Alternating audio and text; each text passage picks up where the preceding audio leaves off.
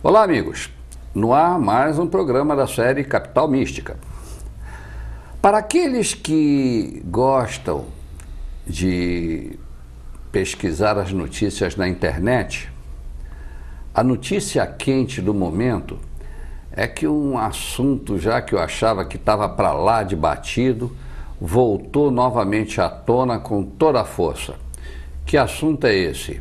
OVNIs, objetos voadores não identificados. E parece que agora estão sendo avistados OVNIs. Para quem recebe muito e-mail, tem uns grupos aí que mandam canalizações de tripulantes de OVNIs, né? E, entre aspas, preparando a humanidade, quem sabe, para um resgate cósmico, em que as boas almas do planeta Terra serão levadas pelos OVNIs para mundos paradisíacos. E as almas ruins vão ficar aqui purgando as desgraças do planeta. Bom, verdade, mentira, realidade, ficção, boataria, verdades, meias verdades, quem sabe? Cada um diz algo em função daquilo que acredita ou daquilo que vê. Como o objetivo deste programa é desmistificar o oculto, o misterioso, o sobrenatural, eu me preocupei em trazer para os telespectadores o máximo possível de informações sobre esse assunto palpitante. E a primeira pessoa que me veio à cabeça para pensar, quem é que eu conheço que conhece realmente o tema OVNIs? Naturalmente, a primeira pessoa foi o meu grande e velho amigo Eustáquio André Patunas, o popular grego, figura já carimbada e recarimbada aqui no nosso programa. Foi assim que eu cheguei para ele e disse assim: Grego, você que estuda o assunto, vamos botar em pratos limpos o que é que há de verdade e o que há de encenação no assunto OVNIs que está pululando de novo. E o Grego, como bom amigo, ele disse: olha, é assunto que não acaba mais. Tudo bem, eu estou disponibilizando a partir de agora 2 programas, o de hoje e o da semana que vem, para nós esgotarmos o assunto. Lógico, se vierem mais atualizações, oportunamente nós voltaremos ao tema. Então, dado esse preâmbulo, vamos falar com quem sabe, o meu bom e velho amigo Grego. Grego, seja bem-vindo mais uma vez aí. Eu acho que eu vou mandar botar uma cadeira dessas aqui do programa com uma plaquinha. Lugar reservado para o Grego, porque só dá você, meu amigo. Não, isso é boa noite, Dalmal, boa noite, telespectadores. É um prazer estar aqui com você. Eu achei quando você me telefonou, achei sua proposta maravilhosa, porque é um assunto oportuno, realmente, voltou à tona com todo vapor, e nada melhor do que o seu programa, que já tem 6 anos no ar, né? Credibilidade e tudo mais, e tem a transmissão via internet também, que todo o Brasil, todo o exterior pode nos acompanhar. É um bom veículo para a gente esclarecer uma série de coisas que estão aí realmente, como você disse, pululando aí pelas televisões e pela mídia. É verdade. E pode ocorrer que haja algumas coisas que são verdade verdadeira, né? Algumas coisas que são meias verdades, e também tem muita mentira, oriunda ou de picaretagem, ou de interesses ocultos, ou então de pânico, ou então às vezes de falta de assunto, abobrinhas.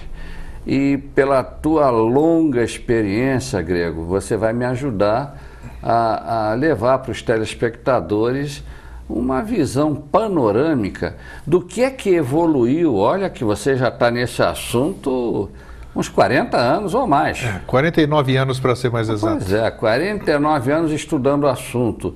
Eu quero crer que você aprendeu alguma coisa disso tudo, né? Aprendi, olha, foi um caminho bem interessante, nós vamos abordar isso nesses 2 programas aqui, essa oportunidade que você está dando, e realmente foi muito gratificante todo esse caminho que eu percorri. Nós vamos falar isso aqui porque eu acreditei em muitas coisas, assim como as pessoas acreditam em muitas coisas.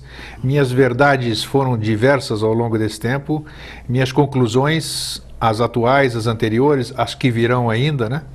Mas realmente o tema é fascinante e existe realmente muita mentira, existem algumas verdades, existem algumas fantasias, existem muitas elucubrações, enfim, nós estaremos aqui nesses 2 programas. Nós jamais nos colocamos como donos da verdade, né? Nós levamos a informação para o público, né? Passamos a nossa experiência, que juntada com a experiência do nosso telespectador, ele coloca na peneira e tira o que é bom para ele e o resto ele descarta. Então nós vamos procurar trocar essas ideias. As pessoas necessariamente não, cada um tem um assunto de preferência, né? Discos voadores, ufologia, extraterrestres, gente de outros planetas é um assunto fascinante, vem fascinando a humanidade há centenas de anos, talvez há milênios. Então nós esperamos estar, como você bem disse no começo, inspirados aqui para podermos ter essa responsabilidade de passar alguma coisa séria para o nosso telespectador. É verdade, porque na realidade é um tema que fala discos voadores. De cara, tem os que acreditam, tem os que não acreditam. E tem aqueles que não acreditam nem acreditam, eles sabem realmente que existe. Ou que não existe, sei lá, mas que existe. Por quê? Os que sabem que existe é porque ou eles viram, mas sem sombra de dúvida, ou eles viveram uma experiência de abdução, né? Ou de contato imediato de 3º grau. Então não há como negar a realidade. Olha, eu estou vendo aqui um homenzinho verde que está me cumprimentando, né? Sim. E atrás dele está um baita de um disco voador, um OVNI, ou seja lá o que se chame. E contra o fato não há negação. Então são 3 tipos de pessoas. E cada um é livre de acreditar o que queira. Então, o interessante do que você falou, isso aqui, é que as pessoas, todos os depoimentos que eu tive, que eu obtive nesses 49 anos, inclusive os meus próprios, que é os que mais valem, né? Aquilo que meus olhos viram, aquilo que os meus amigos viram comigo, meus parentes, meus pais, meus vizinhos testemunharam comigo. Agora, o fato da gente ter testemunhado alguma coisa, não necessariamente que aquela coisa fosse alguma coisa de outro mundo. Era uma coisa insólita, era um disco voador, vamos dizer assim. Por que disco voador? Porque tem o formato discoide, gira sobre o próprio eixo, fazia evoluções que nenhum aparelho que voa hoje ainda é capaz de fazer, se deslocar em zigue-zague em velocidades incríveis, ficar planando como folha morta. Então são coisas que realmente não são desconhecidas. O fato de nos serem desconhecidas não significam jamais que tenham origem de fora do nosso planeta. Não é porque pode ser. Não é porque eu desconheço alguma coisa e não é porque essa coisa voa e voa diferente das outras coisas que seja uma coisa de outro mundo. Pode ser um protótipo militar sem que dúvida. Está sendo testado em sem segredo. Dúvida. E aí se joga a culpa nos pobres aliens. Sem dúvida. Agora, muitas pessoas viram tripulantes. E esses tripulantes, alguns eram parecidos conosco, outros diferentes da gente, tipo aqueles olhos grandes, oblíquos, pequenininhos, cinzentos. Agora, cada um também, perceba, muita gente pode estar nos assistindo agora, talvez tenha tido uma experiência dessa, em qualquer situação. Na hora do susto, na hora do medo, nós já temos aquela adrenalina que nós largamos aqui e o nosso cérebro, a nossa mente procura uma explicação para aquilo que nós vimos de acordo com o que nós temos registro no nosso cérebro. Eu estou olhando uma coisa que eu nunca vi e minha mente, através dos meus olhos e todo esse mecanismo, ele procura me dar uma resposta instantânea àquilo lá parece com o quê? Alguma coisa que eu já tenha visto. Isso, e você vai comparar o que você está vendo com algo que remotamente lembre aquilo que você está vendo no momento. Perfeitamente, alguma coisa que eu vi em gibi, alguma coisa que eu vi em filme de ficção científica. Então, eu vou ter um registro disso. Nós podemos estar olhando nós dois para a mesma coisa, mas nós vamos, num relatório, nós vamos definir de acordo com a nossa interpretação, né? Então, o que vale não é o que a gente vê, é o que a gente pensa que a gente vê e como a gente descreve o que a gente vê. Perfeito. Então, os testemunhos devem ser respeitados dessas pessoas. Eu jamais duvidarei, como eu jamais duvidei do que a pessoa viu, porque ela realmente viu o que diz que viu. Sim. Isso é indubitável, foi uma experiência dela, eu não duvido. Gente que viu Virgem Maria, gente que viu Jesus, gente que viu ET, gente que viu monstro, eu não duvido, e certamente essas pessoas viram isso. Sim. Viram. Ou pelo menos acreditam firmemente que viram. Claro, porque dentro da concepção dela, do conhecimento delas, viram. Então isso que é muito bom, isso que é importante, se ter discernimento, se ter calma, se ter paciência, se ter responsabilidade de tentar colaborar com as pessoas que são especialistas nisso, compartilhar isso com outras pessoas, porque essas pessoas, existem pessoas que nunca se abriram na vida. Por quê? Se você fala de assunto de disco voador, extraterrestre, sempre foi motivo de gozação, sempre foi tratado de uma forma que é coisa de louco, coisa de irresponsáveis, sei lá, isso não existe, é coisa da sua cabeça, tal. Então, a gente tem que levar para pessoas que possam nos ajudar. Se não tem ufólogos ou especialistas nessa área, devemos procurar as áreas médicas, né, também, psicólogos, psiquiatras. Isso não quer dizer que nós estejamos loucos. Entendo. Isso nós vamos procurar a ajuda de alguém mais especializado. E se esse alguém não resolver, aí sim nós procuramos grupos sérios, que é o que tem grupos sérios, que possam nos ajudar a, como é que se diz, desmistificar, descobrir o que é que a gente viu. Certo. Muito bem, amigos. Esse é o assunto de hoje e da próxima semana também. Espero que seja do interesse de vocês. Muito bem, amigos, estamos de volta. O tema da nossa entrevista hoje, OVNIs, objetos voadores não identificados, e o nosso convidado especial, Eustáquio André Patunas, o popular Grego. Bom, Grego, então vamos lá, vamos colocar uma ordem nesse assunto, porque senão a gente fica só generalizando e o que o pessoal mesmo está querendo saber fica prejudicado. Vamos lá. Vamos lá. De cara, para te dar a credibilidade que você merece, você não foi apenas um estudioso de OVNIs, em 40 e tantos anos de pesquisa, apenas porque você achou o assunto interessante, ou porque você ouviu falar muito no assunto, ou porque você leu um livro, uma reportagem, uma revista. Você foi testemunha, na sua infância, da observação direta de um disco voador, e, se não me engano, isso dentro da especificação dos pesquisadores, isso se chama... Você teve um contato imediato de segundo grau, é isso? Dessa classificação, quer dizer... Podemos dizer assim. Inclusive é uma classificação que já deve estar defasada, né? Acredito que sim. Mas me conta como é que foi essa história, porque os telespectadores devem estar morrendo de curiosidade. Como é que você viu, ou você não viu, sei lá, mas que eu saiba, você viu um disco voador? Em que circunstâncias? Bom, isso foi bom você até abordar isso, porque é muito gratificante isso. Essa semana que acabou agora, eu acabei de vir de São Paulo, que eu fui lá ver minha mãe, fui cuidar de outras coisas e passei a pé, uma coisa que eu queria fazer há muito tempo, na casa que eu morei durante a minha infância. Então foi uma memória muito grata, muito gostosa. E eu passei durante a noite, no início da tarde, eram 7h30 da noite.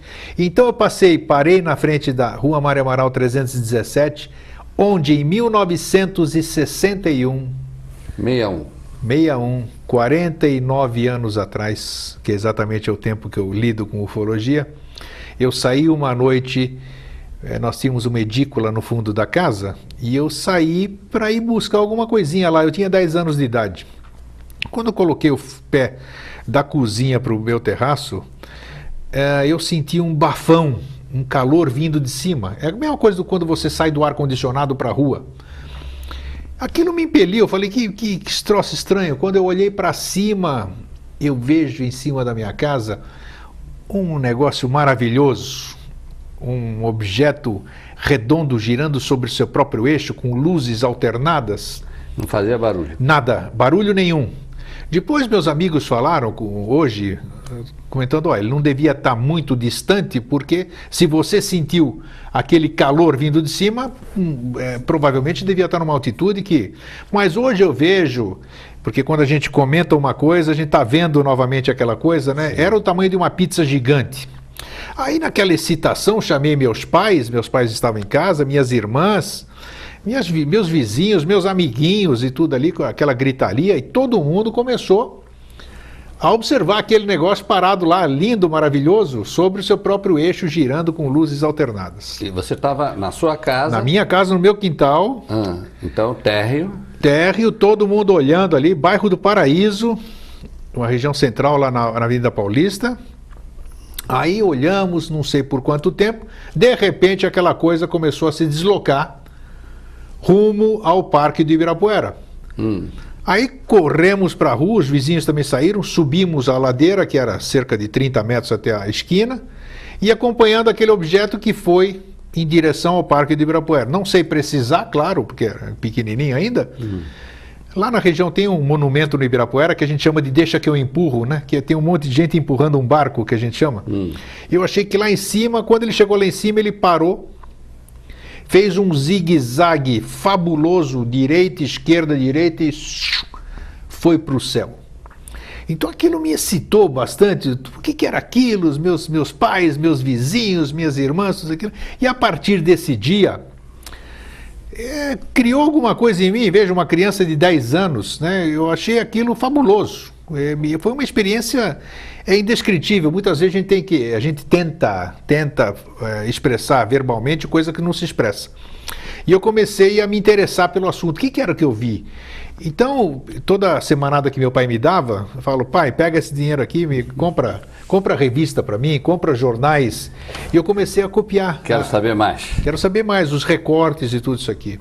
E a partir daí, desenvolveram-se outras coisas que nós vamos falar nesses dois programas aqui, muito interessantes, porque eu comecei a ter percepções, eu comecei a achar que eu tinha ligações com eles, contatos com aqueles tripulantes que estavam naquele objeto, que alguma coisa devia ter alguém dentro, porque eu não creio que naquela ocasião, naquela situação, tivesse alguma coisa de controle remoto e para fazer aquelas evoluções. Não teria sentido, em 1961, alguma coisa em cima da minha casa, parada, e tudo isso ter acontecido por um grande acaso. E a partir daí, então, eu nunca mais parei até hoje. Só que, desse evento, de 1961 até 2010, no que nós estamos, muita coisa mudou dentro da minha concepção, dentro das minhas pesquisas, dentro de tudo isso que eu acho sobre discos voadores. Houve aqui, me lembro, na década de 70, exatamente no ano de 1979, eu me lembro que na época o jornal O Estado, já não existe mais, né? Ele noticiou que numa manhã de domingo aqui em Florianópolis, um disco voador foi avistado por muitas pessoas e que ele passou a todo vapor. Ele começou sendo avistado lá nas praias do sul, como é que é? Ali perto de Imbituba. Sim. E foi visto lá e depois ele começou toda essa orla marítima aqui, ele foi passando bem rápido, muita gente assistiu e culminou por passar aqui por Florianópolis. Mas ele não passou assim em câmara lenta, não, ele passou Rápido. rápido. E eu me lembro que eu estava voltando da cidade, andando ali pela Otton Gama dessa, que vai desembocar na Beira-Mar Norte, né? E eu me lembro de que naquele momento eu levantei os olhos e foi justamente quando o disco, ou seja lá o que fosse, passou. E ficou a lembrança de como se fosse um flash. Alguém acendeu um flash e eu fiquei meio com a vista meio atrapalhada. Mas depois eu olhei, não vi nada de errado. Isso foi durante o dia, o avistamento? O avistamento foi perto do meio-dia, né? Bom, e aí ficou... Eu cheguei em casa e digo, mulher, olha, não tenho certeza, mas eu acho que eu vi um disco voador. Mas como acha? Eu contei, foi um clarão. Eu, quando fui fixar, a luz o tom de luz já tinha voltado ao normal, mas alguma coisa aconteceu, deixou sequelas assim, eu fiquei meio aturdido e tudo. E, bom, ficou o dito pelo não dito. No dia seguinte, o jornal noticiou que realmente tinha... Conseguiu registrar fotograficamente os jornais ou não? O jornal? Não dava para ver não com dava, clareza, né? Tanto que a minha fotografia ficou muito esmaecida, né? Então, não posso garantir que fosse o disco voador. Sim. Mas ficou, pode ser que seja, pode ser que não seja. E aí você vai dizer, bom, mas você tem que ter uma ideia, uma opinião, era ou não era? Olha, não sei, que eu vi que esse algo saiu disparado pelo céu afora, eu vi também isso. O que era? Acho que o que era, eu não quis me arriscar, porque qual era o método? Não tinha sequer método para... Então, fiquei quieto. Bom, e eu me lembro, Grego, que quando eu te conheci, você estava seguindo uma linha muito própria de estudos. Você já tinha fundado a SOSEX. Isso, foi. Que é a Sociedade de... Estudos Extraterrestres. De Estudos Extraterrestres. 1º de agosto de 91. Isso. E aí eu disse, bom, vamos procurar nos informar, vamos procurar quem sabe bem disso. E foi aí que eu ouvi falar de você, foi aí que nós acabamos nos encontrando, né? E aí começamos a trocar ideias. E eu me lembro que naquela época você, como presidente da SOSEX, que ficava ali no edifício... Começou na Central do Cobrasol e depois no edifício Pórtico. No Pórtico, né? Ali na Felipe Schmidt. Bom, e uma vez eu fui te visitar lá no edifício Pórtico e vi que você tinha equipamentos... livros, revistas... E você fez vídeos. Um clube que a pessoa tinha interesse em pesquisar o assunto, recebia filmoteca. Eu, inclusive, assisti alguns dos filmes da tua filmoteca. Sim. E foram muito interessantes. Um deles eu vou citar daqui a pouco. Então, isso tudo chamou a atenção e eu quero, e vamos deixar para o próximo bloco, visto que estamos indo para os nossos comerciais novamente, que no próximo bloco você me comente quais eram as crenças mais difundidas sobre os OVNIs naquele tempo, e estamos falando de mais de 20 anos atrás. Perfeitamente, vamos lá. Muito bem, amigos. Estamos de volta com o nosso amigo Eustáquio André Patunas, o Grego, falando sobre OVNIs. Grego, vem cá.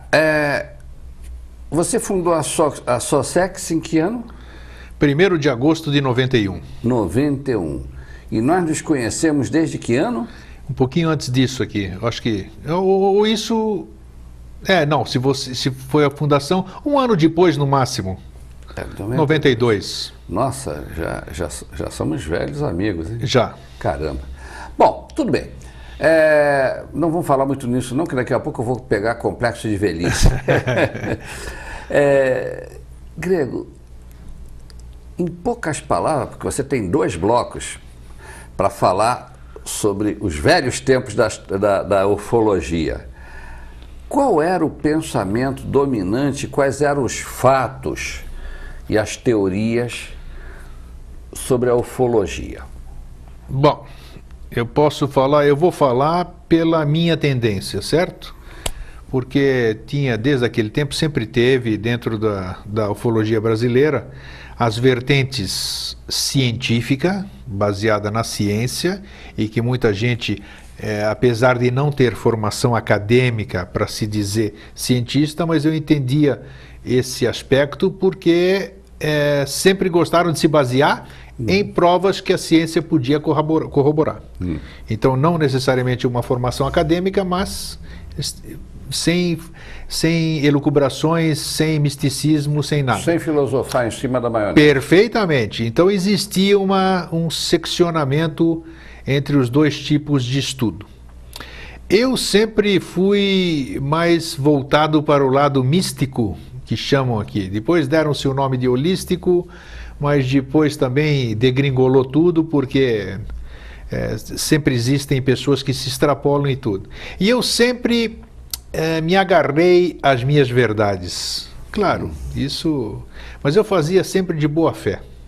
Eu acreditava numa coisa, eu professava essa coisa, escrevi livros sobre esse meu modo de pensar, dei muitas palestras sobre isso, fiz muitas matérias, criei um jornal que você lembra bem, chamava-se um nome muito sugestivo, Correio Extraterrestre, que era distribuído para assinantes e muitas gratuitos pelo Brasil inteiro. Então eu achava que os extraterrestres existiam, que eram seres que vinham de outros planetas, de diversas procedências, de que seriam irmãos, vamos chamar assim, mais velhos no universo e que estariam aqui nos ajudando nesse processo evolutivo e tal. Certamente eu fui influenciado pela formação dos meus pais. Minha mãe sempre ela foi neutra nesse aspecto. Meu pai era um engenheiro, né? Meu pai era espírita, militava as coisas transcendentais como eu mexo hoje. Então talvez eu tenha sofrido uma certa influência dele nesse aspecto. E eu sempre tive amigos que respeitavam a minha posição, meu modo de pensar, que apesar de pensarem totalmente diferente de como eu pensava, me respeitavam por saber que eu fazia aquilo porque eu realmente acreditava naquilo que eu falava. Entendo. Então isso não me denegria como pessoa, mas sim era o que eu... Então eu vejo uma pessoa acreditando naquilo, fazendo de boa fé, eu, apesar de não concordar com ela, eu tenho que... não posso ter nada contra ela. Entendo. E foi assim que eu fui indo nessa vida toda, acreditando nessa procedência. Eu achava... porque durante a minha infância, depois desse tempo aí, eu ouvia coisas... eu acho que eu já falei em programas anteriores aqui, não bem ouvia. Começava a martelar frases sem som na minha cabeça. Isso aí pode ser patologia, pode ser qualquer coisa, não vem ao caso aqui hoje, mas eu achava que alguém queria se comunicar. E quando eu me aquietava, eu desenvolvia uma escrita, que os espíritas vão achar que é psicografia, canalização. Esses esotéricos vão chamar de canalização, eu achava e chamava isso de canalização, e cada um, os mais moderninhos, channeling, para dar aquela frescura americana, e eu achava isso. E eu fui aí desenvolvendo, eu gostava do que eu lia, e acabei com o tempo passando aquilo para transformei em livros. Sim, lembro de alguns. 5 livros, Contatos Interestelares, que foi o primeiro, Memórias de um Kumara, que foi o segundo, Raças Extraterrestres, que foi o terceiro, O Ungido, que foi o quarto, e O Grande Sol Central, que foi o quinto. Pois bem, isso mostrando tudo aquilo que eu achava que eram alguém que passava essas informações para mim. Extraterrestres. Eu acreditava em extraterrestres. Achava que me passavam. Até que, no final do século XX, no final do século XX, eu um dia acordei diferente. Interessante isso. Acordei diferente. Eu durmo de um jeito e acordo de outro. E acordei tendo uma visão nova sobre as coisas, sem nenhum acontecimento que tenha desencadeado isso. Às vezes você toma um choque, você sofre um medo, um trauma, algum desgosto e você se transforma. Isso sempre tem um veículo que faz isso. Para mim não, para mim foi uma coisa natural que aconteceu por 2 vezes. 11 de agosto de 96, 97 e depois um pouquinho antes de 2003, em novembro de 2003. Em 96, 97, você estava com que idade? Eu tinha 96, 97, 46 anos, 46 anos. 46 anos, isso. 46. Quase fechando os 46, 47, 42, as casas dos 7. Certo. Foi até um dia 11, que é interessante. Então, todas aquelas minhas crenças, de repente, Jaime, todas as minhas crenças foram por água abaixo. Foram por água abaixo. E como eu sou um ser humano igual a qualquer outro, eu senti um choque disso, porque quando você acredita em alguma coisa, você está sustentado sobre essa coisa. Certo. As pessoas que acreditam na religião, elas estão sustentadas por aquela egrégora, aquela força formada pela religião. Um grupo de amigos, um grupo todo grupo ele tem a força daquele grupo. Então, quando eu me vi sozinho, quando eu rompi com aquelas minhas crenças, Sim. eu tive aquele momento, e agora? E agora? O que adiantou todo esse tempo? O que adiantou tudo isso aí que eu estudei? O que adiantou todos esses livros que eu escrevi? Tanto é que, só para adiantar um pouquinho, eu suspendi a venda dos meus livros. Falei, não vendo mais meus livros. 3.500 livros, R$73 mil a preço de venda. Caramba. Sim, senhor. Não se vende mais meus livros. Poxa, mas muita gente pode ainda querer seus livros. Pode ser o caminho deles, o mesmo tempo que você acreditou. Não. Porque todas as pessoas que me ouviram, todas as pessoas que ouviram as minhas verdades, eles estão ligados a mim. Então eu não posso permitir que uma coisa que eu não acredite mais seja ainda continuar sendo propagada. Bom, ok. A tua evolução, pelo que eu pude acompanhar... Nem sei se é evolução isso, né? Eu acredito que sim, porque você apenas não, digamos, viu um fato lá que te atravessou. Nisso eu não acredito e, portanto, tudo que eu estudei até agora não vale. E pronto, acabou. Vou me interessar por outro assunto. Não é que não tenha... Foi interessante até você falar isso. Não é que ele perdeu a validade. Porque, como eu disse, eu tive uma nova visão sobre as velhas coisas. Tá bom. Então, se eu pudesse hoje, se eu tivesse condição, eu não quero isso, eu não quero, porque eu poderia até fazê-lo. Eu poderia reescrever os 5 livros, adequá-los à forma que eles deveriam ter aquele entendimento que eu escrevi de outra forma. Então aí sim. Mas aí, e se amanhã a minha ideia muda de novo?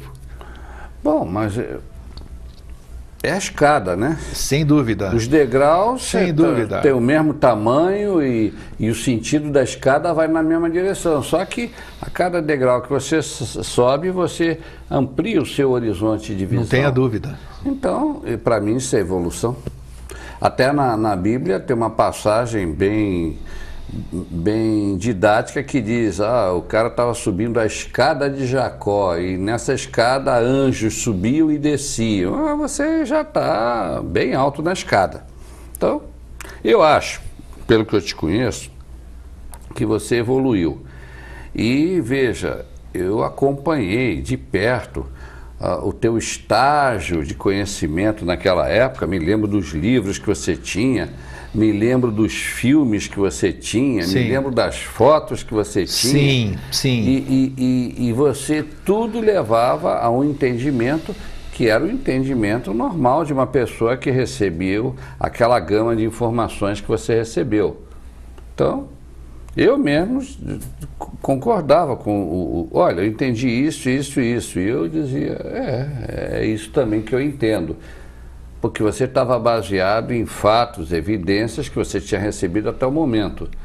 Mas, quando houve o corte histórico que você disse, peraí, não é bem assim, e eu me lembro que você vivia questionando isso, eu pensava, puxa vida, onde o grego vai parar com essas elucubrações novas que ele está fazendo?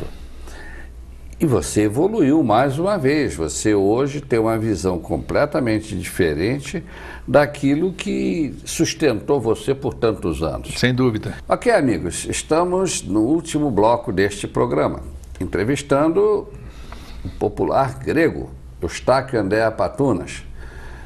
No meu entender, uma das maiores autoridades de ufologia aqui em Santa Catarina, e estou sendo modesto, isso se ele não for a maior autoridade. Então, Grego, o que é que o pessoal realmente, então, tinha concluído naquela época sobre os UFOs?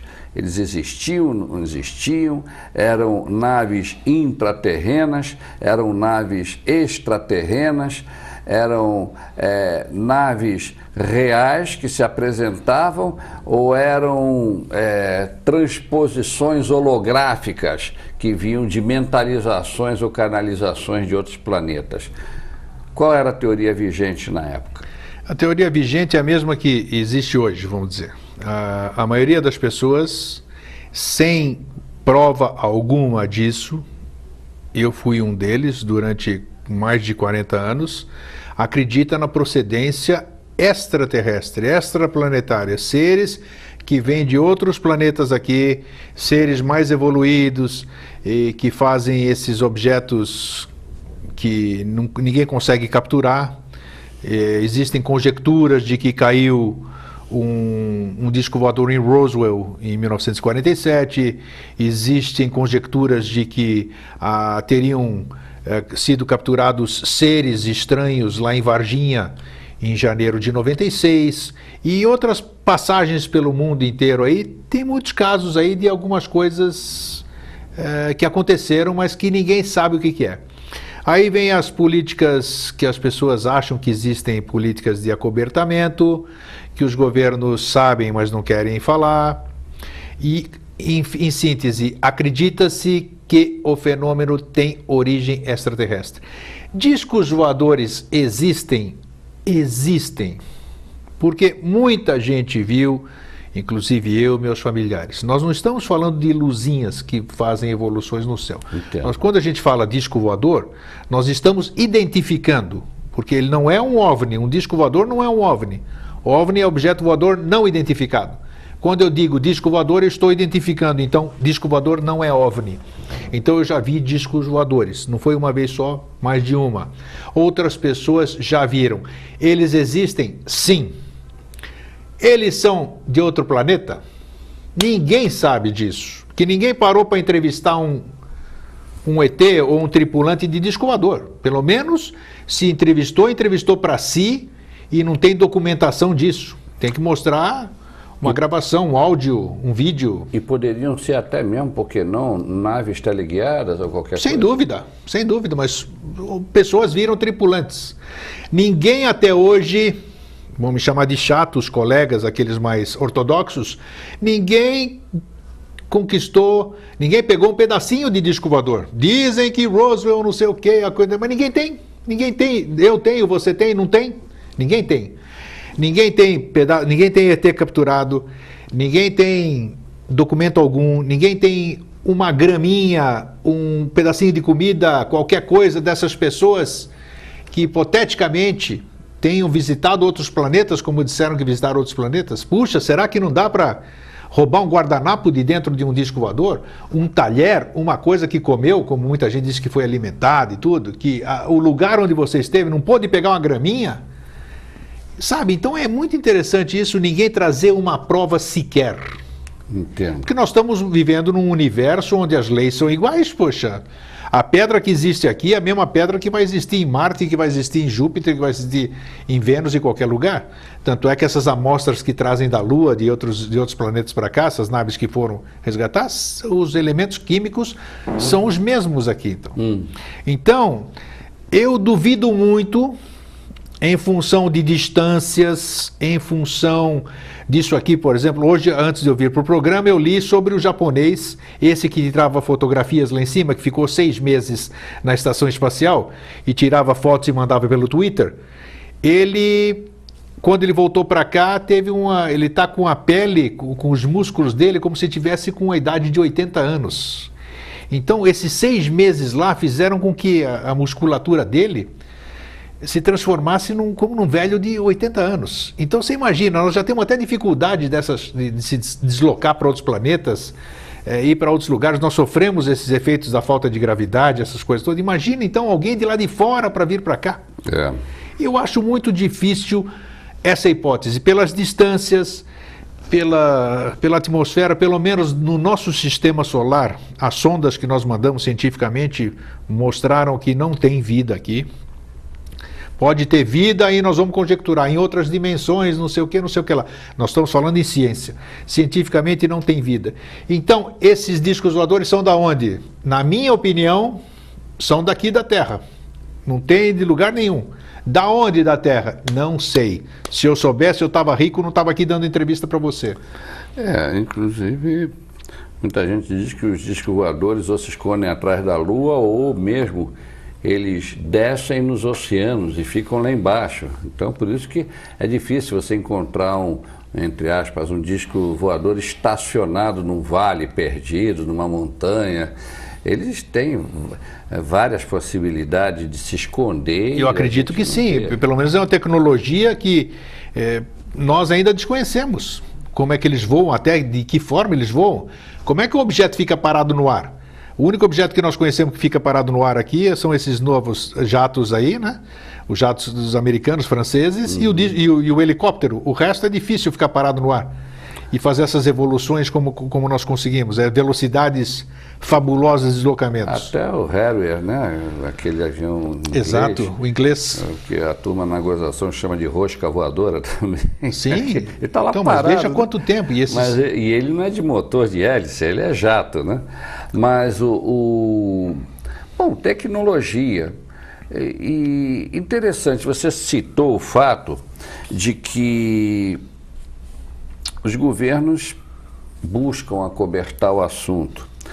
E qual não foi minha surpresa ao saber que agora, 8 de agosto de 2010, veio uma portaria, né, do Ministério da Aeronáutica, né? Isto, da FAB. Portaria número 551/GC3. Dispõe sobre o registro e o trâmite de assuntos relacionados a objetos voadores não identificados no âmbito do Comando da Aeronáutica. Então está assim, o comandante da Aeronáutica, de conformidade com o previsto no inciso 14 do artigo 23 da estrutura regimental do Comando da Aeronáutica, aprovada pelo Decreto 6.834, de 30 de abril de 2009, e considerando que consta do processo número 67.001.974/21010-61, resolve. Artigo 1º. As atividades do Comando de Aeronáutica, COMAER, relativas ao assunto objetos voadores não identificados, OVNI, restringem-se ao registro de ocorrências e ao seu trâmite para o Arquivo Nacional. Artigo 2º. O Comando de Defesa Aeroespacial Brasileiro, COMDABRA, como órgão central do Sistema de Defesa Aeroespacial Brasileiro, SISDABRA, é a organização do COMAER responsável por receber e catalogar os registros referentes a OVNI relatados em formulário próprio por usuário dos serviços de controle de tráfego aéreo e encaminhado regularmente ao SENDOC. Artigo 3º. O Centro de Documentação Histórico da Aeronáutica, SENDOC, é a organização do COMAER responsável por copiar, encadernar, arquivar cópias dos registros encaminhadas pelo COMDABRA e a enviar periodicamente os originais ao Arquivo Nacional. Artigo 4º. Esta portaria entra em vigor na data da sua publicação. Artigo 5º. Revoga-se a nota número C 002/MIN/ADM de 13 de abril de 1978 e aviso número S-001/MIN de 28 de fevereiro de 1989. Tenente Brigadeiro do Ar, Junichi Saito. Então, isso daí coloca algo de oficial, e se realmente não houvesse fogo por trás da fumaça, essa portaria não seria elaborada e publicada. Bom, meus amigos, lastimavelmente temos que encerrar o nosso programa. Mas a boa notícia é que semana que vem, neste mesmo dia, neste mesmo horário, neste mesmo canal, vamos continuar com este assunto do ponto onde nós interrompemos para dar as novidades atuais. Hoje demos as novidades históricas. Então, Grego, de momento, muito obrigado. Eu que agradeço, Dalmau. E vamos nos preparar para dar bastante informação para os nossos telespectadores. Semana que vem tem mais. Sim, com certeza. E, amigos, que vocês tenham uma ótima semana. Comecem a pesquisar o assunto, hein? Vocês não vão ter muita monotonia, não. Tem muita novidade por aí. Pesquise a internet. E nos vemos semana que vem. Um cordial abraço e até a próxima. Olá, amigos. Estamos com mais um programa Capital Mística no ar. Para os que assistiram o programa da semana passada, devem estar lembrados que nós entrevistamos o Eustáquio Andréa Patunas, o Grego, sobre o tema objetos voadores não identificados. E, justamente no programa passado, nós prometemos que retornaríamos esta semana ao tema, porque é muito assunto e não deu para esgotar o mesmo. Então, promessa é dívida, estamos nós aqui de volta e vamos continuar.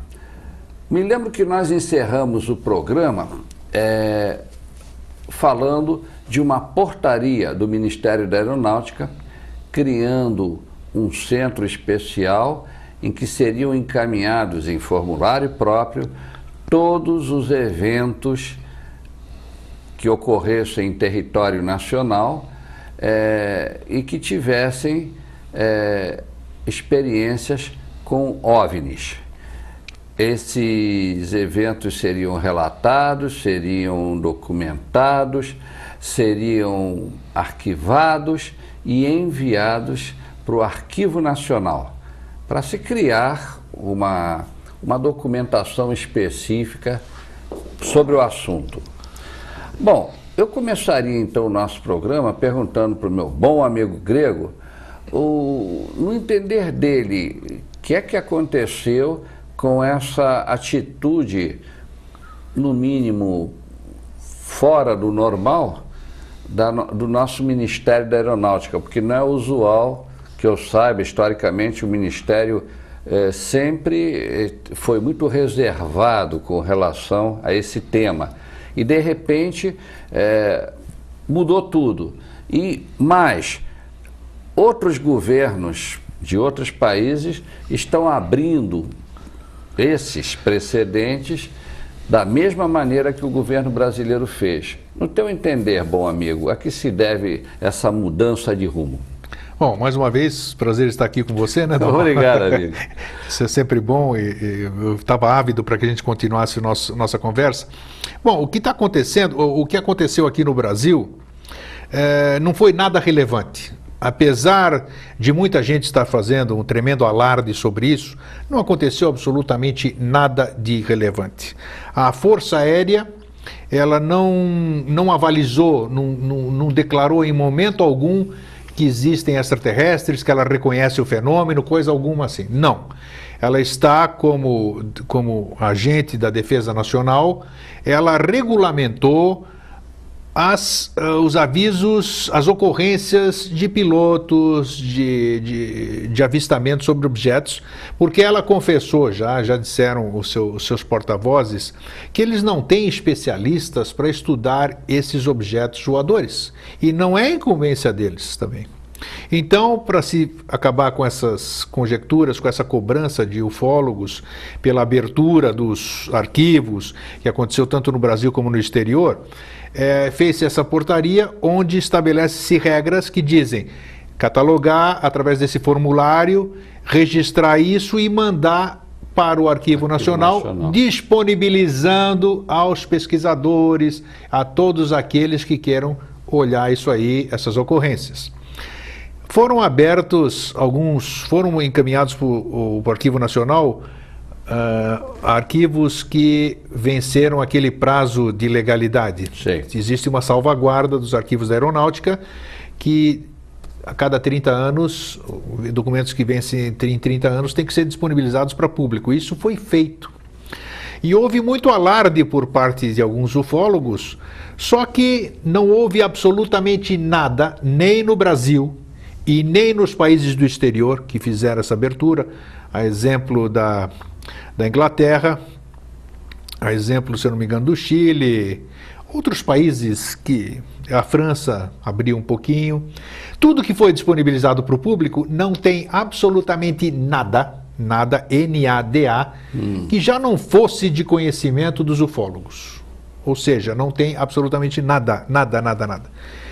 Nos Estados Unidos, que é o país da liberdade de informação, onde conjectura-se que teriam capturas de ETs, captura de naves, não sei o quê, também foram liberados documentos ao longo da história, só que todos eles, você percebe, os de maior relevância, top secret, isso aqui tem tarjas pretas em cima da escrita. Então, liberou os documentos, mas não significa que eu tenho que liberar que vocês possam ler. O que é? Nós entraríamos no campo das conjecturas. Então, o que nós temos hoje aqui não é um reconhecimento, mas sim o manual de conduta para avistamento de discos voadores. Existem relatos, pessoas, comandantes, brigadeiros, coronéis aposentados da aeronáutica, hoje emitem suas opiniões pessoais, sem ter a corroboração. Eles não falam em nome da Força Aérea Brasileira, emitem opiniões pessoais que acham que o fenômeno é real e essas coisas todas, e as pessoas se atêm a essas opiniões pessoais como fator corroborador de que o fenômeno é real, existe e tem que ser observado. Então essa mudança no comportamento é normal. Tem até um blog que eu criei, www.salvaguarda.blogspot.com, salvaguarda.blogspot.com, onde mostra ali a regulamentação do sigilo dos assuntos da aeronáutica, onde diz o tempo, a cada período de ano que tem que ser disponibilizado para o público as informações, salvo informações ditas confidenciais que independe de tempo, elas não tem. Então, top secret mesmo, isso aí envolve segurança nacional. Você tem os seus segredos, eu tenho meus segredos, todo mundo tem os seus segredos. Isso ninguém é necessário compartilhar. Imagina então mais uma nação. O fenômeno existe. O que é o fenômeno? Nós estamos até hoje tentando descobrir o que é. Tem pessoas que levianamente, eu fui um deles, na minha convicção, de que achava que era isso, que era aquilo, que vem de outro mundo, que está aqui para nos mandar mensagens para que a gente preserve o planeta, mas, puxa vida, eu pude pensar assim, hoje eu me redimo, eu pensei assim, pedi desculpas para aquelas pessoas que eu passei minha verdade. Tenho outros amigos, colegas hoje, que também se permitiram, têm o direito de mudar de ideia como fizeram, e estão sendo execrados publicamente porque outros acham que nós deveríamos sustentar o que a gente falou no passado. Quer dizer, nós não temos o direito, ninguém tem o direito de mudar de opinião. Então no teu entender, Grego, por que, digamos, essas vozes, vamos dizer, que evoluíram a sua maneira de analisar, elas estão sendo execradas pelos, vamos dizer, mais tradicionalistas ou conservadores? É o que? Espírito de corpo, interesses que estão sendo boicotados ou modificados? A que você atribui esses ataques de pessoas que continuam pensando de maneira mais conservadora? Você citou bem, isso envolve uma série de coisas, envolve interesses. Se eu desminto alguma coisa que é pública, que em cima daquilo se vende livro, se vende revista, se vende uma série de coisas, e de repente eu digo que aquilo lá não é mais verdadeiro, eu estou interferindo nos negócios. O programa fantástico da Globo, há cerca de 2 semanas atrás, trouxe a público e caiu muito mal, no geral da ufologia brasileira, a questão das fotos do Almiro Baraúna. Você acha que todo mundo conhece aquelas fotos que foram tiradas a bordo do navio Almirante Saldanha, lá sobre a Ilha da Trindade? E conjectura-se, fala-se, e já essa semana, provavelmente, aqui, que nós estamos aqui nessa segunda semana desse programa com você, já devemos ter alguma coisa em cima disso. As fotos são falsas ou não são falsas?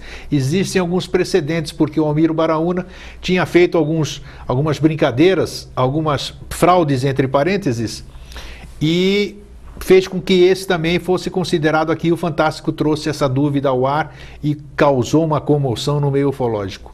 Um outro caso também foi o caso da Barra da Tijuca, que alguns contestam hoje, colegas graduados, com graduação no que falam e especialistas naquilo que falam, dizem que aquilo lá teria sido forjado também, o OVNI da Barra da Tijuca, também feita pelo jornalista Ed Keffel, que era do tempo da revista O Cruzeiro.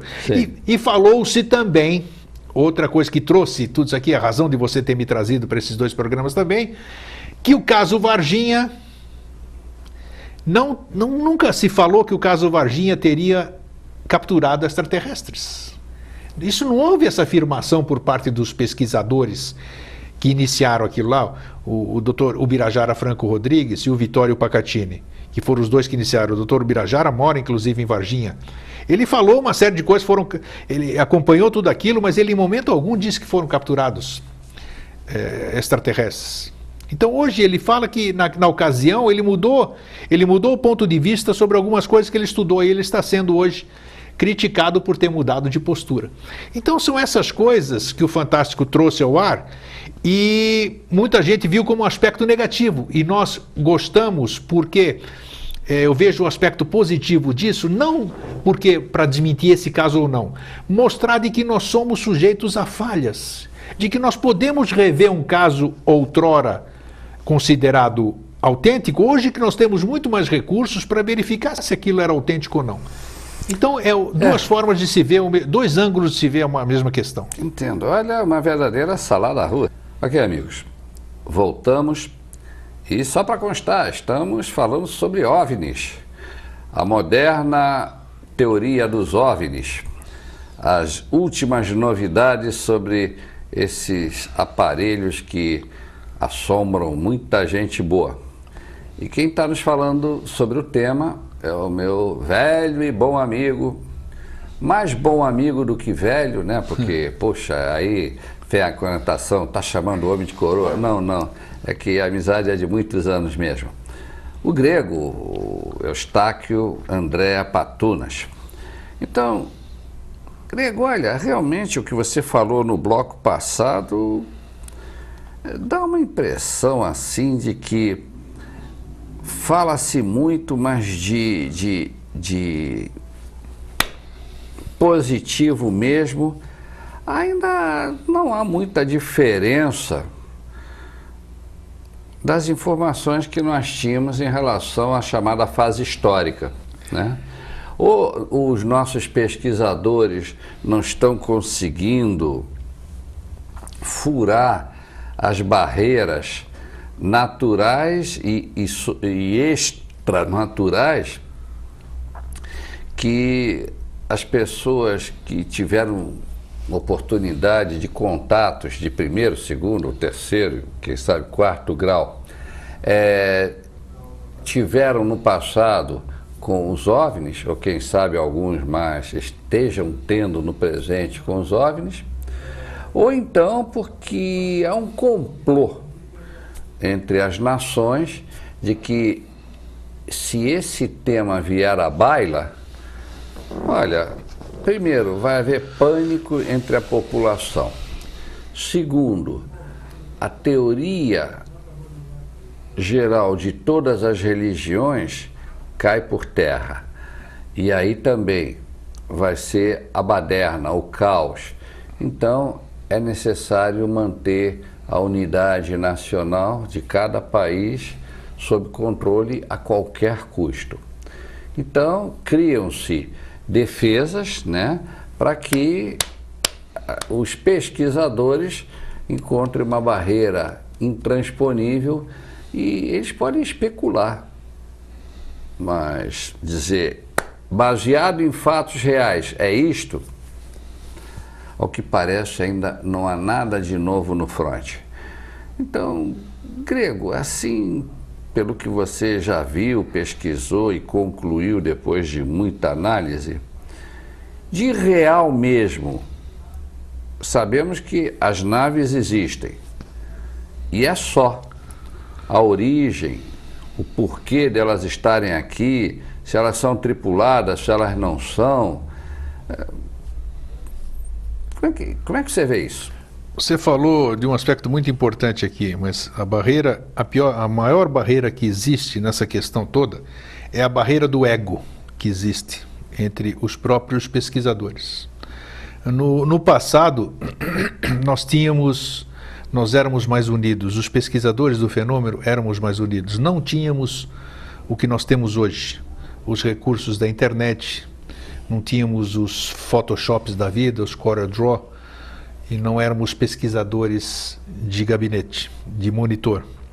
No passado, as pessoas pesquisavam realmente no campo, iam atrás das testemunhas, colocavam a cara para bater, entrávamos no mato, íamos até os locais, era muito menos difícil do que hoje, não tinha esses aspectos tantos da segurança como nós temos hoje. E o tempo foi passando, a questão do ego, que é o grande X da questão, começamos a nos degladiar uns com os outros. A ufologia brasileira hoje está totalmente seccionada. Existem grupos separados, cada um com os seus com a sua verdade. Com a sua verdade. Muitos impondo a sua verdade, querendo impor a sua verdade e sem achar que não existe outra senão a deles. Então, esse aspecto prejudica o estudo do fenômeno em si. Esse aspecto acaba com o romantismo da ufologia que a gente tinha no passado, esse intercâmbio de informações, essa troca de informações com o mesmo objetivo, com o objetivo comum, ou seja, vamos trocar ideias, vamos pesquisar, vamos trocar informações, e isso acabou, infelizmente acabou, esse que é o pior. Isso faz com que a nova geração se desestimule também, porque ela não tem mais essa experiência de ir a campo, ela é dominada pela pesquisa virtual, as notícias, não estamos tendo casuística, interessante isso, os discos voadores sumiram. Parece sumiram. Que está em falta no mercado, né? Faz muito tempo. Agora, o Brasil é continental e lá fora também, o mundo é muito grande, mas sumiram, você não vê mais hoje tanta ocorrência como tinha no passado. Das duas, uma, nós não estamos olhando mais tanto para o céu, ou eles subiram mesmo? Eu acho que com a tecnologia que nós temos hoje, nós devíamos estar vendo muito mais disco voador, né? Ou o inconsciente coletivo mudou. Aí é que tá. Um colega, dois amigos nossos, pesquisadores de primeiríssima linha, Dr. Ubirajara Franco Rodrigues e Carlos Alberto Reis, ufólogos decanos, escreveram no ano passado um livro de 400 páginas, que é pura psicologia, envolvendo o que você falou, Freud, tudo isso aqui, chamado A Desconstrução do Mito. Putz, esse livro caiu no meio ufológico como uma bomba. Porque são dois ufólogos que sempre foram pesquisadores e tudo, e hoje têm uma nova visão sobre o fenômeno. Ou seja, eles não coadunam com a forma que a ufologia é divulgada hoje ou pesquisada. Porque você não pode ter declarações levianas. Eu jamais posso afirmar que um disco voador vem de fora. Eu jamais posso afirmar que um círculozinho sem vergonha, chinfrim, usando esse termo, aqui de Ipuaçu, no oeste de Santa Catarina, seja de origem extraterrena. Eles querem nos dizer alguma coisa. Eles quem? Extraterrestres, seres hipoteticamente mais evoluídos, viriam de planetas longínquos com essa tecnologia toda para fazer um círculozinho chinfrim em Ipuaçu, em Santa Catarina, e querem nos dizer alguma coisa? Querem nos dizer que vocês são bobos. Por quê? Como que eu posso admitir que aquilo seja alguma... Então eu não posso dar declarações desse tipo.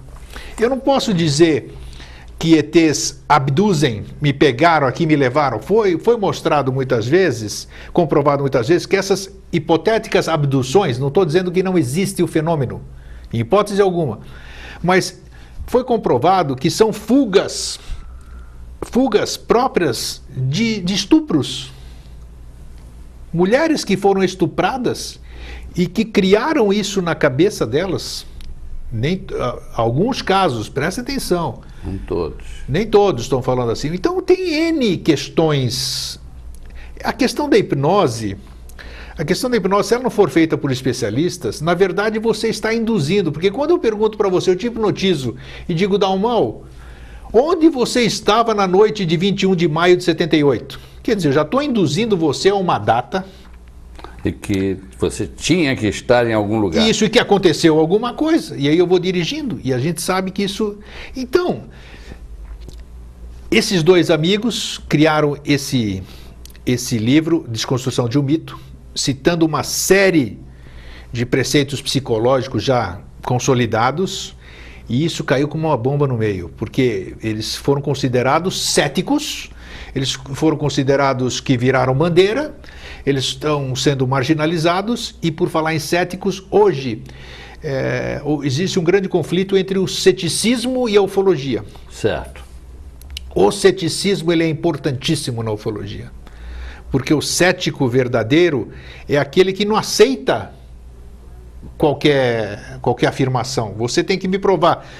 Por exemplo, se eu afirmo que existe disco voador, eu tenho que te provar que existe disco voador. Sim. O cético diz, não existe disco voador até que se prove o contrário. Então, o cético, ele está lá para fazer com que a gente seja mais especializado naquilo que nós queremos mostrar. É o advogado do diabo. É o advogado do diabo no bom sentido. Então, ele é visto também, os céticos dentro da ufologia brasileira, eles são vistos como destruidores. Destruidores do mito, e nós vemos isso de uma forma diferente. Então isso é um grande conflito. Então hoje nós vivemos no Brasil um clima que nós não gostaríamos de estar vivendo. Existem muitos conflitos entre os ufólogos, muita disputa de ego, muitos grupinhos, e isso só tem um prejudicado, que é o próprio estudo do fenômeno. Ok, amigos. Estamos aqui na companhia do Eustáquio André Patunas, o grego, especialista em OVNIs, e que está nos trazendo o testemunho dele, já que ele está nessa pesquisa há mais de 40 anos, né? Aliás, na realidade, 49 anos, né? Poxa, quase meio século. E ele é um dos pioneiros aqui no Brasil dessa pesquisa, né? Feita por pessoas idealistas, né? E que, afrontando as mais difíceis condições de trabalho e de pesquisa, eles não arredam pé e continuam insistindo fazendo uma verdadeira colcha de retalhos com as informações esparsas que existem sobre o assunto. Agora, já não basta, Grego, como se diz, procurar agulha em palheiro, né? Porque muita palha, mas a agulha é umazinha só e pequenininha. E ainda por cima, existem elementos complicadores que às vezes podem ser reais, particularmente eu tenho minhas dúvidas que isso possa ser real. Ou então são provocadas por pessoas que estão viajando na maionese, ou então realmente são pessoas que não estão querendo dificultar a verdadeira pesquisa, que são essas famosas canalizações que inclusive já redundaram na criação de uma nova religião, que é a religião em que os modernos anjos são os extraterrestres de outrora. Exato, os tripulantes das naves extraterrestres que nos visitam, e quem garante que elas vêm do espaço exterior. Então, aí vem umas... eu não sei se os telespectadores tiveram oportunidade de ler, mas, meu Deus, aquilo começa que os extraterrestres acham que nós devemos ser uns cordeiros, umas ovelhas. Meus amados irmãos terráqueos, paz em vossos corações, e por aí vai. E vem, aproxima-se o momento em que nós nos faremos visíveis e baixaremos em missão de paz para falar sobre o amor universal. E olha, caramba, ou é verdade ou não é verdade?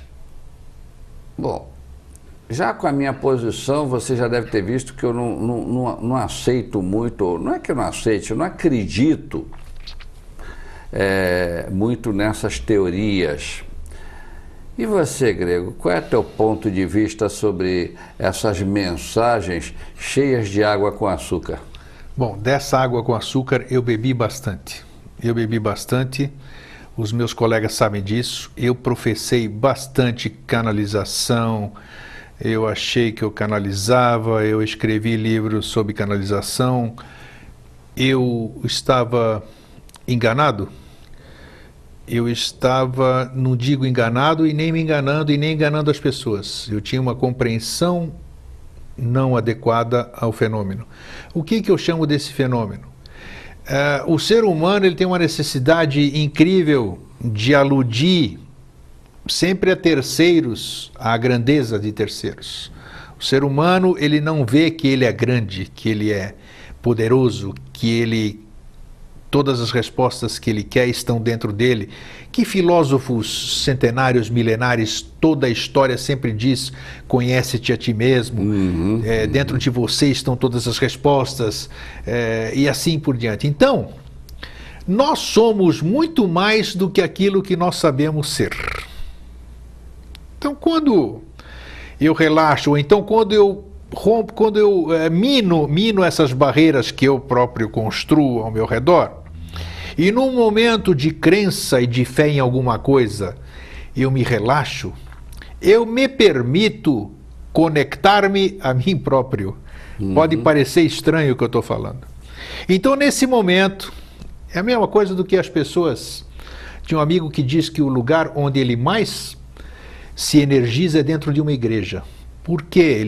Eu disse por quê? Porque ele falou que porque dentro da igreja todo mundo é humilde. As pessoas vão na igreja, lá dentro todo mundo é temeroso a Deus, todo mundo vai lá, tá, e deixa tudo que tem de bom, deixa dentro da igreja. Né? Porque lá ele está submisso, está se perdoando, e lá ele deixa tudo que é bom. E esse meu amigo, ele vai lá e recolhe tudo aquilo de bom que as pessoas deixaram. Então, é assim. Meio vampirão de energia, né? Não, mas tudo bem. não está vampiro, porque as pessoas deixaram aquilo lá. É diferente, deixaram aquilo de bom. Então, nós somos assim. Então, quando eu me permito, quando eu estou quieto, quando eu estou acreditando de que isso que eu estou ouvindo vem de alguma fonte, que eu tenho fé, que eu idolatro, Então eu me permito. E essa voz que eu ouço, que eu acho que é de Astacheran, de fulano de tal, de mestre tal, na verdade é do meu mestre interno, esse tanto que a gente se admira e que busca e ninguém acha que é o mestre interno. Então, a gente acessa a si próprio. E quando a gente lê aquilo que a gente vê depois, puxa, mas não fui eu que escrevi isso.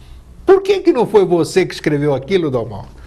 Aquela beleza que está dentro de você, aquilo partiu de você, você achou que era de alguém porque você se permitiu achar que era de alguém e você rompeu seus próprios bloqueios.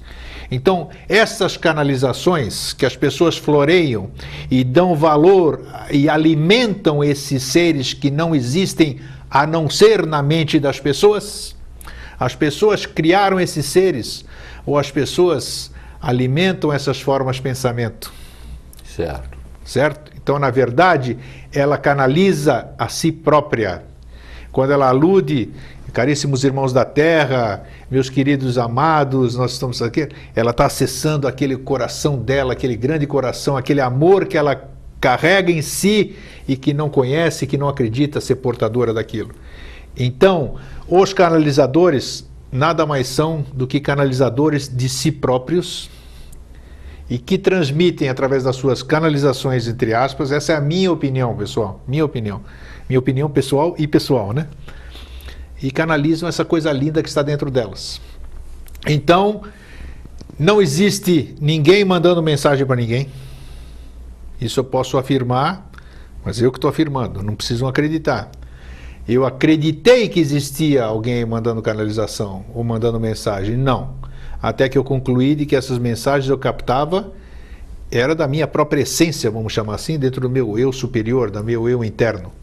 Então todo mundo tem capacidade de canalizar, mas você não canaliza ninguém a não ser você próprio. Eu sei que eu vou ser contestado, mas eu estou aqui hoje para dizer a minha verdade de hoje. Entendo.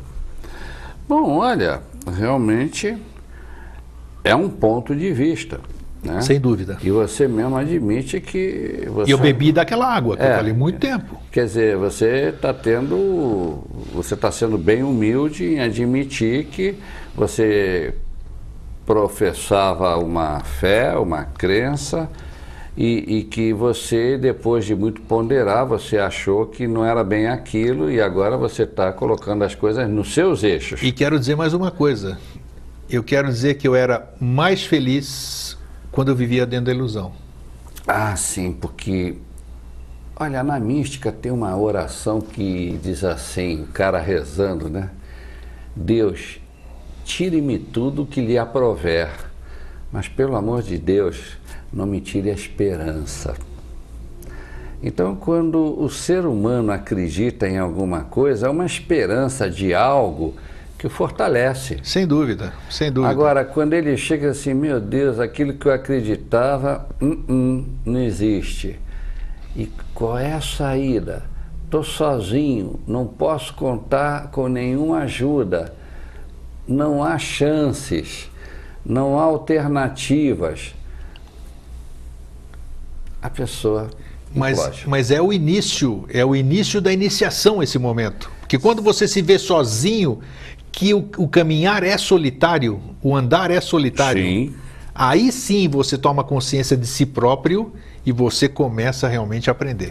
Sim, porque você tem que acreditar no seu taco. Com já certeza. Que você não pode garantir que o taco dos outros seja efetivo. Não tenha dúvida disso. E olha, é um baque, porque nós somos treinados, educados, condicionados a acreditar muito no que os outros dizem, só porque os outros têm a ousadia de dizer. Nós que estamos buscando, humildemente, nós dizemos, se o fulano falou com tanta convicção é porque é, e muitas vezes não é.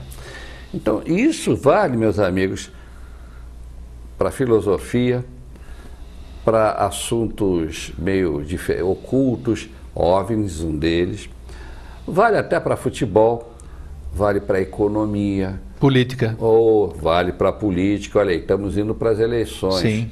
Olhem os candidatos, as coisas que eles dizem.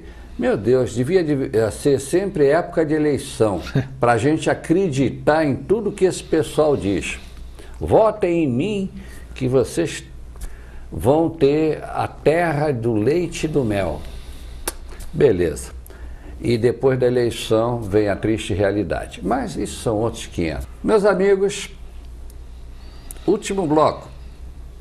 E eu estava pensando, para fechar com chave de ouro este segundo programa sobre o assunto OVNIs, o que é que eu posso perguntar para o meu bom amigo grego? E aí, puxa vida, eu fico pensando em algo que eu acredito realmente, que é um ditado que diz: se um bom amigo não serve para nada, para que raio serve um bom amigo? Então eu decidi botar uma pergunta terrível para o grego destrinchar. Grego, com toda a tua experiência de 49 anos desse assunto, OVNIs, que sugestão você daria para os nossos telespectadores que estão na dúvida, né? As informações mais desencontradas aparecem e fala-se muito, mas não se prova nada. Qual é o conselho que você dá para essas pessoas irem atrás da verdade delas? Bom, realmente é uma pergunta difícil, de difícil resposta, porque é uma atitude totalmente individual, né? Mas as pessoas, primeiro, têm que usar uma palavra mágica, tem que tomar, quem não souber o significado dela, procure no dicionário, chama-se discernimento. A capacidade de discernir. Discernir significa saber separar uma coisa da outra, deduzir, ver com a lógica, com o racional. Esquecer de tudo aquilo que você aprendeu através de terceiros. Claro que nós sabemos hoje, a maioria, nós sabemos, como você disse num bloco do programa, que nós sabemos através de terceiros. Mas a verdade que você disse agora aqui, a verdade é de cada um. E como é essa verdade de cada um? Porque hoje nós somos portadores das verdades dos outros. Que quando eu nasci, quem me ensinou as coisas foram meus pais, meus tios, minhas tias, meus professores, aquelas pessoas que me disseram e me ensinaram e me passaram as verdades deles, ou as verdades que os antecessores deles haviam passado para eles. Uhum. Então, qual é a minha verdade, qual é a sua, qual é a verdade do telespectador?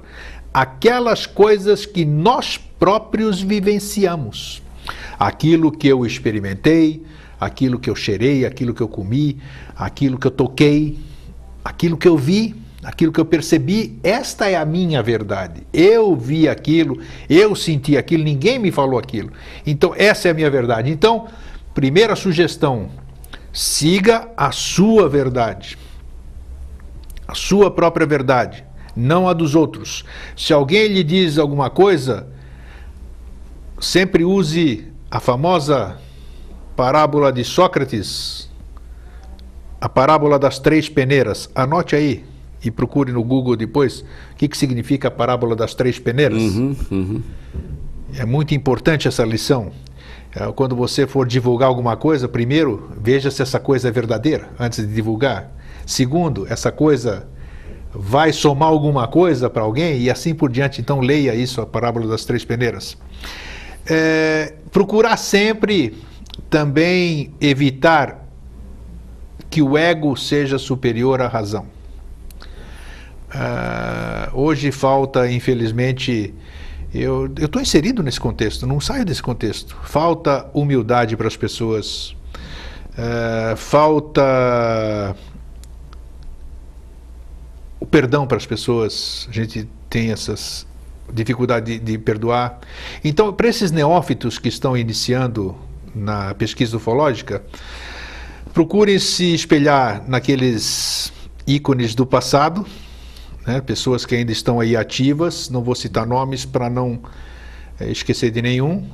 Tem muita gente boa, na verdade todos são bons, apenas representando momentaneamente papéis nos quais estejam mais interessados, né? Ou vamos dizer da seguinte maneira, todos têm boa pontaria. Agora, o uso que cada um faz do seu fuzil... Perfeito, perfeito. Tem um que usa o fuzil para defender, Perfeito. tem outro que usa o fuzil para atacar e tirar vantagem, mas todos têm boa pontaria, é isso aí. Então, hoje nós estamos vivendo um momento que eu digo conflituoso dentro da ufologia, não estamos dando um bom exemplo para os que estão se iniciando, mas esses que vão nos suceder, eles têm toda a condição, desde que usem essa regra do discernimento, da razão, da amizade, do profissionalismo, muito estudo, vocês têm que se especializar um pouquinho, saber sobre ótica, física, química, astronáutica, astronomia e outras ciências para você, óptica, para você poder saber analisar latitude e longitude, estudar o que existe no céu, os movimentos satélites, raio-bola, uma série de coisas. Nós temos grandes trabalhos realizados sobre isso e sempre primando pela lealdade, pela verdade, que é difícil, né, num mundo conflituoso como assim. Então, puxa vida, eu não sei se eu fiquei mais na enrolation ou se eu fiquei na resposta que o Jaime me havia solicitado, mas realmente é difícil, porque eu não sou diferente de ninguém, eu estou cheio de virtudes e cheio de defeitos, então é difícil você passar, eu passo o meu ponto de vista, porque eu já trilhei caminhos que eu não trilho mais hoje, mas sei que outros vão trilhar. Eu não posso condenar esses caminhos porque eu mesmo optei um dia por trilhá-los, né? E onde é que fica o livre-arbítrio? Perfeitamente. Então, cada um no seu processo, cada um com suas virtudes e seus defeitos, nós temos que aprender a enxergar as pessoas como elas são, não como a gente gostaria que elas fossem. E assim, olha, eu digo aqui, encerrando a minha participação aqui nesse tempo que nos resta, que eu tenho muito orgulho de ter me especializado nessa pesquisa de fenômeno. Não me intitulo mais ufólogo, não sou ufólogo, porque não gosto mais dessa palavra. Eu sou um pesquisador do fenômeno. Sou muito grato aos amigos que eu fiz e mantenho na ufologia. Esse ninguém vai me tirar. Amigos que me respeitaram todos os meus caminhos, todas as minhas opções, estão comigo até hoje. Isso não tem preço que pague, né, Jaime? Ah, sim, é verdade. Então isso é bacana e é isso que eu gostaria de deixar, tudo que nós falamos nesses dois programas, guardem apenas as coisas positivas que eu falei. Eu falei de alguns descaminhos, mas isso só fizeram parte do contexto. Aproveitem as coisas boas e que a gente possa em breve estar aí confraternizando, quem sabe com esses seres que pilotam esses discos voadores, que a gente possa fazer esse intercâmbio aí e fazer esse mundo ser um mundo menos belicoso, mais agradável, com mais amizade e com mais sinceridade. Isso me lembra também um ditado espanhol, aprendi lá na Espanha, que me tocou, diz assim: as coisas para se arrumarem, elas têm que estar bem desarrumadas. Caso contrário, você deixa do jeito que está, né? Mas quando a coisa chegou ao nível caótico, bom, vamos botar ordem na casa. Então, eu estou sentindo também, filosoficamente falando, que não é só a ufologia que está em crise. Eu acho que muitas áreas do estudo e do comportamento humano estão em crise atualmente. Isso mostra que se aproxima, mas eu não sei quando isso vai explodir, uma era de dizer, bom, gente, chega de bagunça, vamos reordenar tudo, porque não está dando para viver com isso. E aí, naturalmente, eu sempre acreditei que um belo dia a verdade vai prevalecer. Ela sempre prevalece. Então, eu não acredito que o mundo vai se aprofundar na escuridão. Um belo dia, o mundo vai se encher de luz.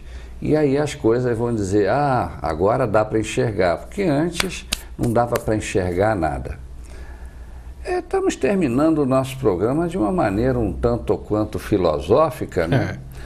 Mas, amigos, se vocês analisarem a evolução dos tempos, sem dúvida alguma, Não estou falando em termos materiais nem nada, mas vejam, tecnologicamente nós estamos tão adiantados, né? Justamente com essa tecnologia que existe hoje, comparada com a tecnologia que existia quando você começou a estudar OVNI. Sim. Meu Deus, era para nós estarmos fazendo descobertas incríveis. E a verdade é que está tudo parado. Então, a tecnologia continua evoluindo. O que parou de evoluir foi o campo filosófico das pessoas. As pessoas não buscam mais o conhecimento, as pessoas não buscam mais a verdade. O que é que elas estão buscando? Na minha maneira de ver as coisas, as pessoas atualmente só buscam o sensorial. Então, tá aí, amigos. Isso é para vocês pensarem e filosofarem nesta semana até o nosso próximo programa. Eu aproveitaria e pediria à técnica que colocasse aí na telinha o blog do nosso amigo Grego sobre esse tema OVNIs, né? Isso. Você tem. Então, repete aí o blog, amigo. O site, né? www.socex.net. Socex, se soletra S-O-C-E-X. Socex.net. Isto. Então, amigos, olha, esse site é histórico, porque a Socex existe há quase 20 anos aqui em Florianópolis. Então, Grego, missão cumprida, com bastante honra e orgulho. Eu agradeço. Muito obrigado. Eu que agradeço. Um grande abraço e até sempre. Se Deus quiser. E chegou a hora da despedida. Uma ótima semana. Combinamos um novo encontro. Semana que vem, neste mesmo horário, neste mesmo dia, neste mesmo canal. Um grande abraço e até a próxima.